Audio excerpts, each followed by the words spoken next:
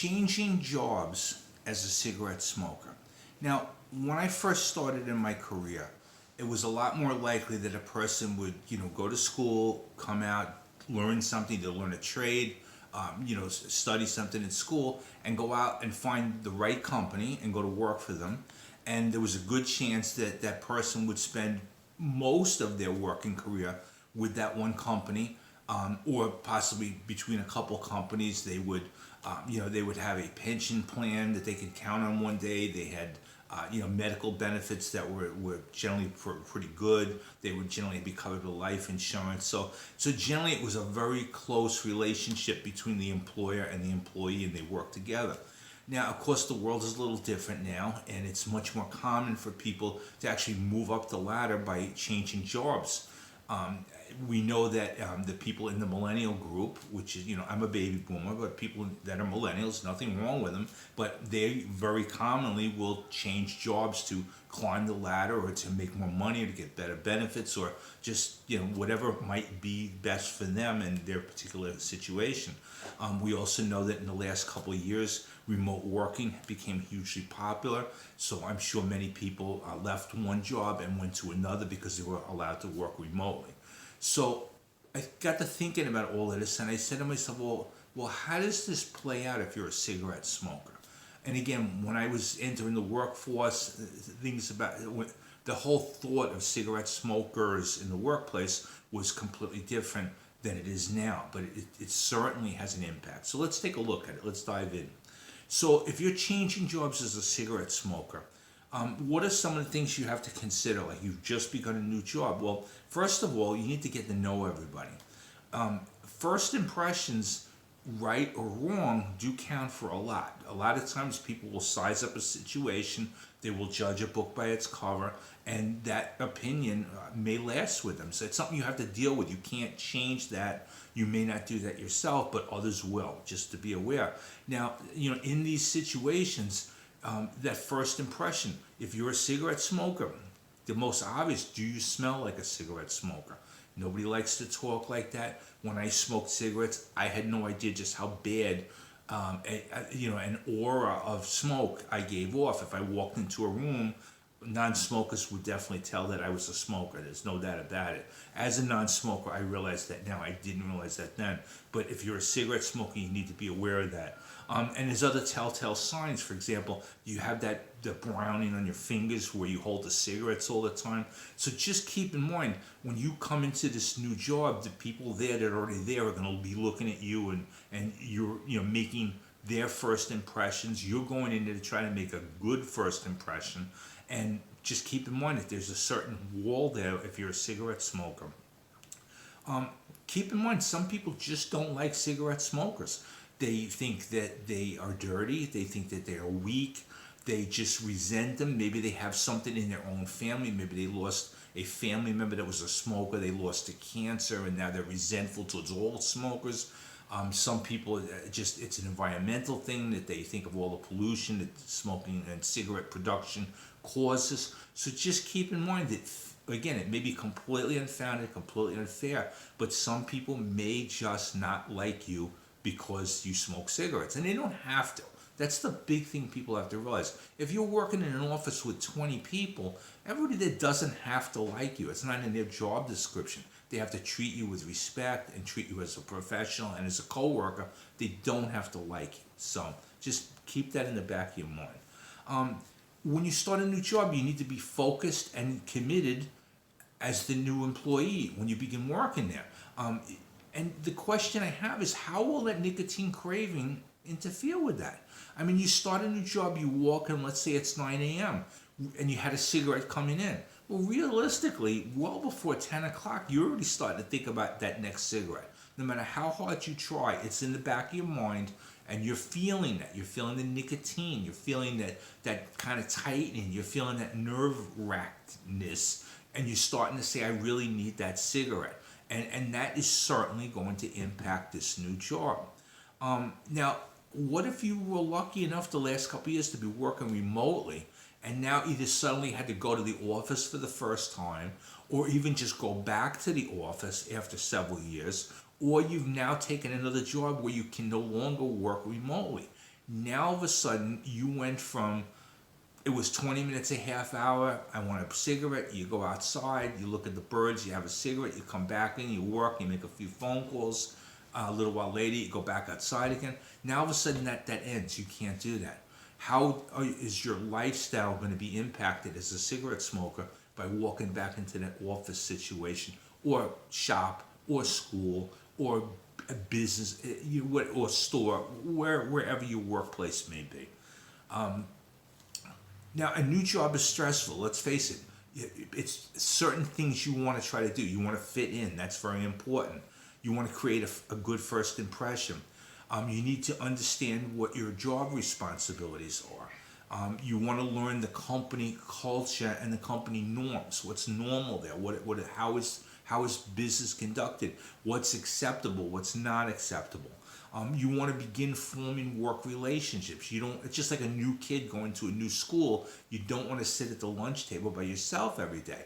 No man, no woman is an island. You need to go there. You're gonna want to form some relationships with people, even if it's just professional. If it's just chit chat here and there, it is part of a work situation. You want to learn and follow company policies. You need to learn all those. If everything is new, there'll be a first time you will hear somebody say something or tell you something that's a policy, and that's important to consider. And I guess my question to you is, with all of this going on, especially when you're brand new, how is craving a cigarette going to interfere with all those concerns? Like all of this is swirling around your head. All of these are things you're possibly nervous about, worried about, concerned. Even just to try to do better. Maybe your last job didn't work out, and you said, "Well, this time it's going to."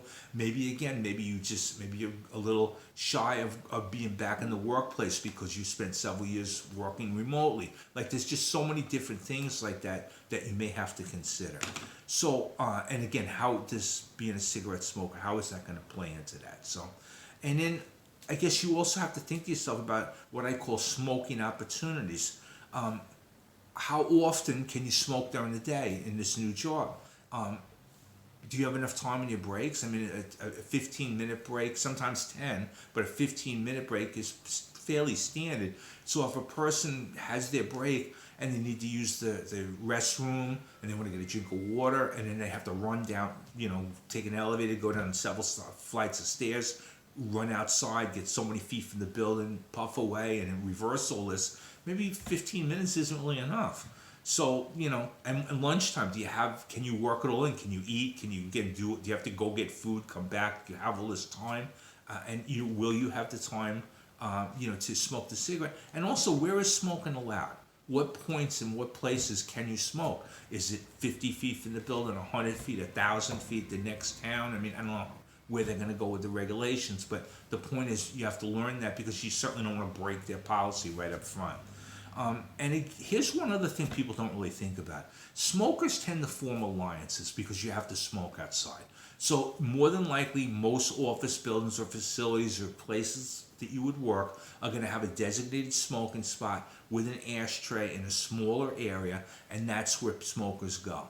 And if people tend to go on breaks or lunches at the same time, you're going to tend to go and see the same people day after day. Well, what happens if the person that is the smoker that you see every day and talks to you every day is probably one of the most disliked person at your workplaces? What's going to happen is, by association, the existing employees are going to start saying, well, look, he's friends with so-and-so, so we don't like him, we're not going to like you either. So again, is it fair? No. Should it be done? No. But is it likely? It's a possibility. It's certainly something you want to give consideration to, again, as a cigarette smoker.